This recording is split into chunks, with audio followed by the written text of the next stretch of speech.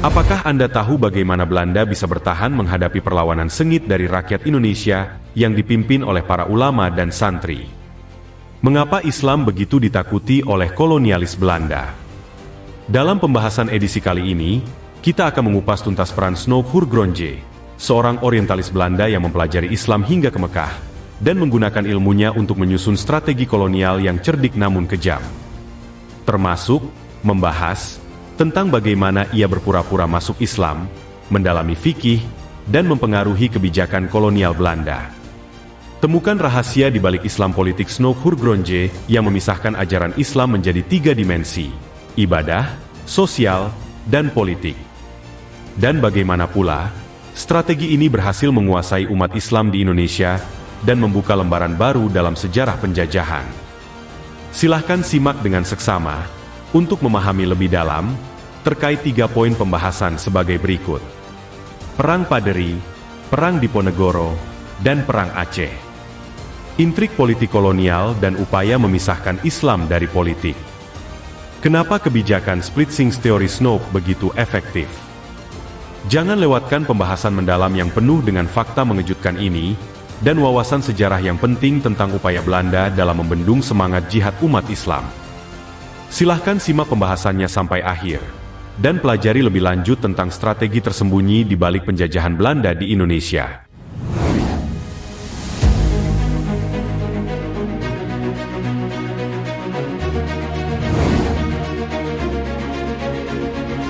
Pengaruh politik dan ekonomi dalam penyebaran Islam.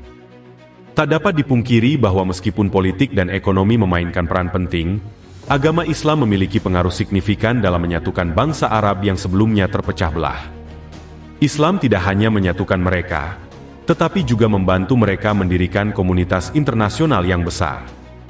Bahkan, setelah kehilangan kekuasaan politik, negara-negara yang telah melakukan konversi agama tetap terikat oleh kekuatan Islam yang kini masih terasa, meskipun kekuatan tersebut mengalami kemerosotan. Setidaknya, seperti itulah yang tertulis dalam buku Snoek Hurgronje yang berjudul Muhammadanisme. Snoek menyadari bahwa Islam telah berhasil mengangkat bangsa Arab dari masa jahiliyah, yang kemudian diawali dengan bangsa Arab, juga berhasil menyebarkan Islam ke seluruh penjuru bumi. Menariknya, karena Islam itulah, wilayah-wilayah yang berbeda latar belakang itu bisa disatukan menjadi satu kepemimpinan politik, atau kehilafahan Islam, yang dia sebut sebagai komunitas internasional. Lebih menarik lagi adalah, ketika bangsa Arab kembali terpuruk, Islam tetap berjaya di bawah panji bangsa non-Arab, bahkan semakin mengibarkan kejayaan Islam. Atas dasar itulah, Snoek menyebut dalam bukunya, dengan kalimat, masih mengikat mereka kini, ketika yang tersisa hanyalah kekuatan itu yang menyedihkan. Inilah sedikit gambaran tentang bagaimana Snoek sangat sadar betul bahwa kekuatan dunia Islam tidak bertumpu pada sebuah bangsa, namun hanya bertumpu pada Islam itu sendiri.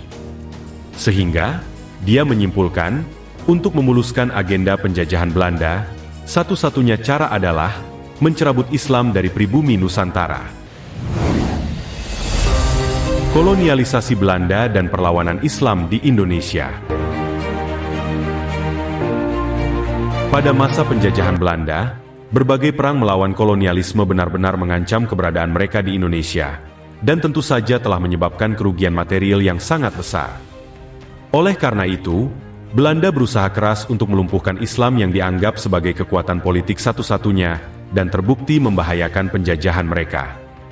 Boleh dikata, kalau tidak ada Islam, maka mereka sangatlah mudah merealisasikan Nusantara.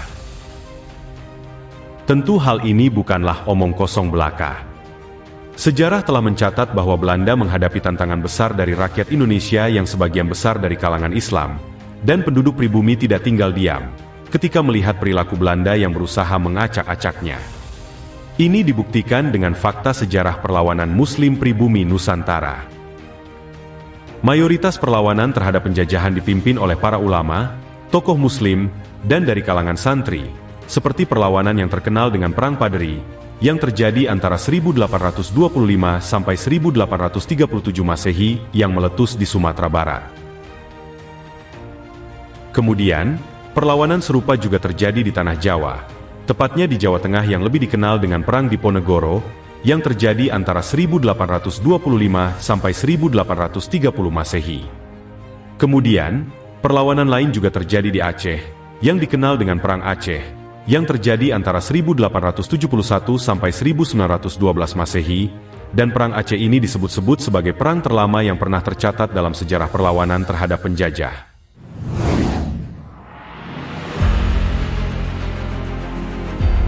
Peran Snoek Hurgronje dalam penjajahan Belanda. Sosok yang tidak dapat dilupakan dalam konteks Perang Aceh adalah Snoek Hurgronje. Dia adalah seorang orientalis Belanda dan juga seorang peneliti dari Universitas Leiden. Untuk mencapai tujuannya, Snoek sangat serius mempelajari Islam secara mendalam, bahkan hingga rela pergi ke Mekah dan berpura-pura memeluk Islam.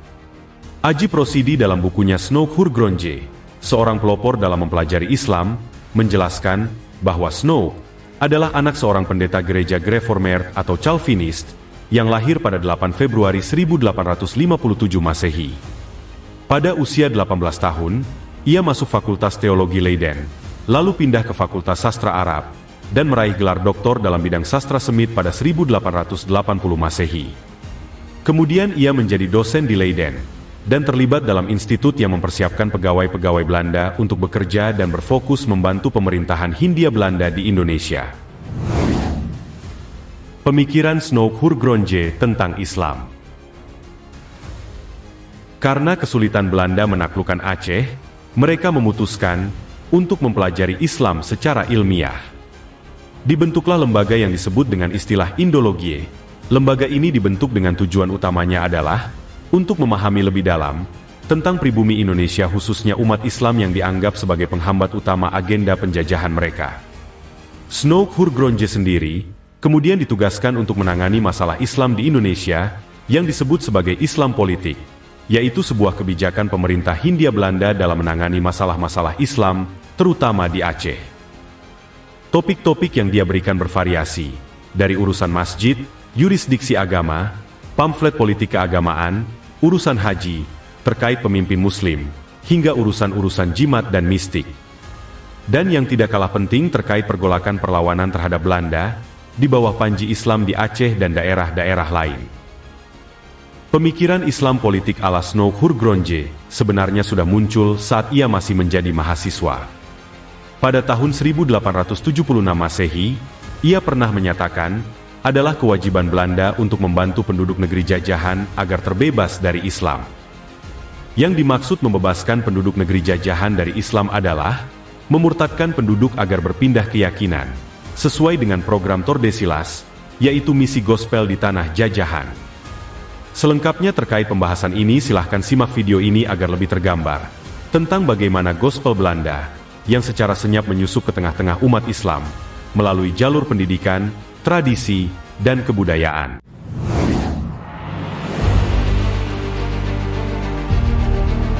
Kebijakan dan rekomendasi Snoek Hurgronje. Karena kepiawaiannya, Snoek berhasil membujuk pemerintah Belanda untuk mendirikan kantor urusan pribumi atau kantor for Inlandse Zaken pada 1889 Masehi dan menjadi pejabat pertamanya dalam lembaga tersebut. Lembaga ini bebas bergerak, yang secara rutin menjalin komunikasi dengan konsulat-konsulat Hindia Belanda di berbagai negara. Seperti di Jeddah, Istanbul, Kairo, Singapura, dan Kalkuta. Komunikasi ini dilakukan untuk memonitor pergerakan warga negara Hindia Belanda di luar negeri, dengan siapa mereka berkomunikasi, ideologi apa yang mereka anut, dan bagaimana hubungan mereka dengan tanah air. Ia kemudian memberikan beberapa rekomendasi kebijakan untuk mengelola umat Islam di Indonesia. Kebijakan-kebijakan yang dia sodorkan ada 3 hal, yang kemudian benar-benar mengubah gaya Belanda dalam menghadapi kaum Muslim Nusantara. Pertama, bidang agama murni atau ibadah.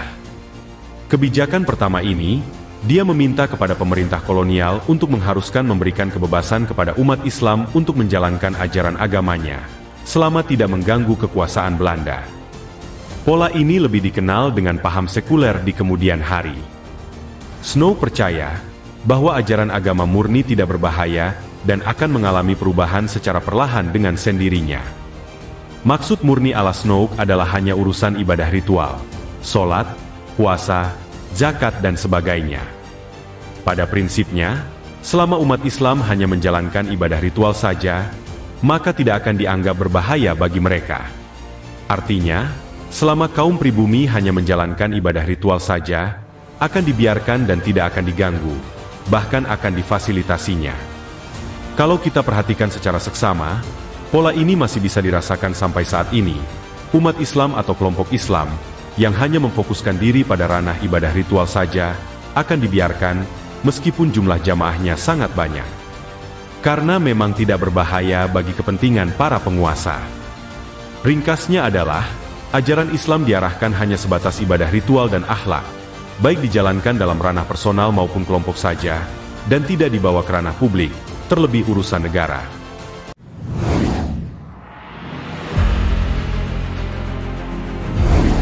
Kedua, kebijakan terkait bidang kemasyarakatan.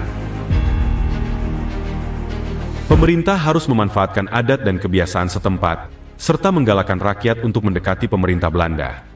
Belanda berusaha mempererat ikatan antara negeri jajahan dengan negara penjajah melalui kebudayaan, di mana lapangan pendidikan menjadi garapan utama.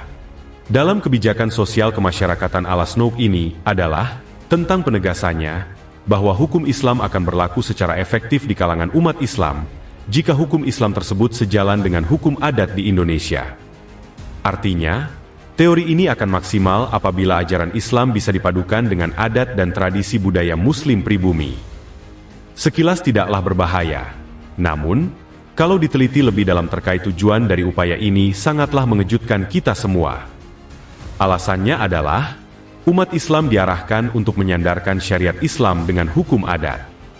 Dengan kata lain, hukum yang berlaku di Indonesia tidak didasarkan pada ajaran Islam, melainkan lebih pada hukum adat setempat. Sehingga, syariat Islam akan diberlakukan apabila sesuai dengan adat setempat, sedangkan yang tidak sesuai dengan adat setempat akan dicampakkan. Bahasa kasarnya, hukum adat diposisikan lebih tinggi daripada hukum Islam. Ini sangat sesuai dengan statement Snow sendiri, yaitu, bila tidak bisa membuat umat Islam meninggalkan Islam, maka yang penting adalah membuat umat Islam tidak bisa menerapkan syariat Islam.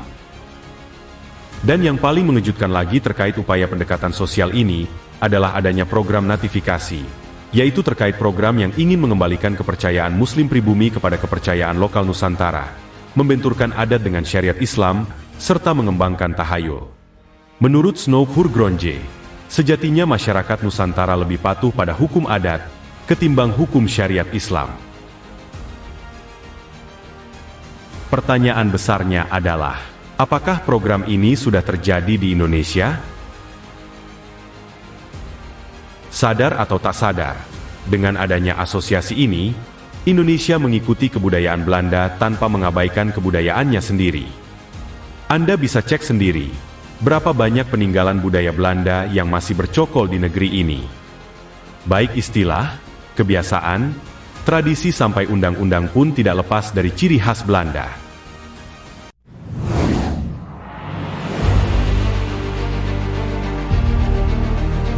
Ketiga, bidang politik. Pemerintah Belanda harus tegas menolak segala usaha yang membawa rakyat pada fanatisme dan pan-Islamisme. Unsur politik dalam Islam harus diwaspadai dan ditindak tegas. Sebagai ilmuwan yang dididik dalam lingkungan kampus liberal, Snow menganggap peradaban barat sekuler sebagai puncak evolusi kebudayaan umat manusia. Alhasil, segala peradaban lain, termasuk Islam, harus tunduk. Ideologi jihad, lanjut dia, adalah kendala yang mesti dilenyapkan. Pemerintah Belanda harus tegas menolak segala usaha yang membawa rakyat pada fanatisme dan pan-Islamisme. Unsur politik dalam Islam harus diwaspadai dan ditindak tegas. Selain itu, sang orientalis juga menyarankan pemerintah kolonial agar membuat berbagai kebijakan yang memisahkan umat Islam dari dunia politik. Di saat yang sama, janganlah rezim penguasa mengganggu penduduk yang menjalankan sebatas ritual-ritual agama. Namun, begitu umat agama Islam menyentuh soal-soal politik, maka pemerintah harus segera menghancur leburkannya. Menurut Christian, mereka dipengaruhi ideologi jihad. Baginya, inilah akar bahayanya, sebab ideologi tersebut membuat masyarakat pribumi menentang pemerintah kolonial. Pemerintah kolonial Belanda harus selalu memisahkan antara Islam sebagai agama dan Islam sebagai doktrin politik. Makin renggang jarak antara keduanya, maka makin mempercepat kehancuran Islam itu sendiri. Kebijakan Islam politik ini di kemudian hari sangat bisa dirasakan, yaitu dengan diberangusnya para ulama, aktivis Islam, serta kelompok Islam yang lantang menyuarakan pan-Islamisme atau persatuan dunia Islam secara global. Tentu kita masih ingat tentang nasib Masyumi, DITII Kartosuwiryo, dan ormas-ormas Islam yang berhaluan politik Islam. Bahkan, kita juga masih ingat tentang pembubaran sebuah ormas Islam yang menyebut dirinya HTI, dan tidak berselang lama, FPI juga dibubarkan dengan alasan mengancam keutuhan negara. Padahal sejatinya, inilah realisasi dari kebijakan Islam politik yang digaungkan oleh Snow Hungronje pada saat itu, dan masih dijalankan sampai saat ini.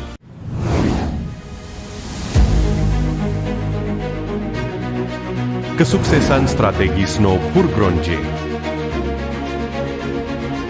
Beberapa kalangan menganggap bahwa formula Snow atas politik Islamnya berhasil memahami dan menguasai penduduk Indonesia yang mayoritas Muslim. Dia diakui sebagai seorang arsitek keberhasilan politik Islam yang telah melengkapi pengetahuan Belanda tentang Islam, terutama bidang sosial dan politik. Menurut Akip Suminto, kehadiran Snow membuka lembaran baru bagi sejarah penjajahan Belanda dalam menghadapi Islam di Indonesia. Effendi dalam bukunya yang berjudul Politik Kolonial Belanda, menyebut bahwa kedatangan Snow ke Indonesia mengukir sejarah baru dengan konsep Splitsingsteorie, yaitu sebuah konsep politik pemisahan antara agama dan politik dalam Islam. Snow memecah ajaran Islam menjadi 3 kategori, yang masing-masing dihadapi secara ilmiah dan terencana untuk dilumpuhkan. Semuanya diarahkan untuk menghilangkan pengaruh Islam dari Indonesia, dan dialihkan untuk membangun Hindia Belanda modern, di bawah naungan Kerajaan Belanda, atau Pax Neerlandica. Dengan demikian, kolonial dalam menghadapi perlawanan Muslim pribumi bisa membuahkan hasil dengan cara-cara ilmiah, yaitu melalui strategi Snow Hungronje, yang membiarkan Islam sebagai agama ritual, dan meracuni ajaran Islam dengan mencampur adukan antara syariat Islam, tradisi, dengan budaya lokal, termasuk mengembangkan tahayul. Sedangkan kepada umat Islam yang masuk ranah politik Islam, dan secara lantang menyuarakan pan-Islamisme, serta menyeru umat untuk kembali ke ajaran Islam yang sebenarnya, akan diberangus bahkan dengan tindakan senjata. Hai orang-orang yang beriman, janganlah kamu ambil orang-orang yang di luar kalanganmu menjadi teman kepercayaanmu, karena mereka tidak henti-hentinya menimbulkan kemudorotan bagimu. Mereka menyukai apa yang menyusahkan kamu, dan telah nyata kebencian dari mulut mereka, dan apa yang disembunyikan oleh hati mereka adalah lebih besar lagi. Quran Surat Ali Imran, ayat 118.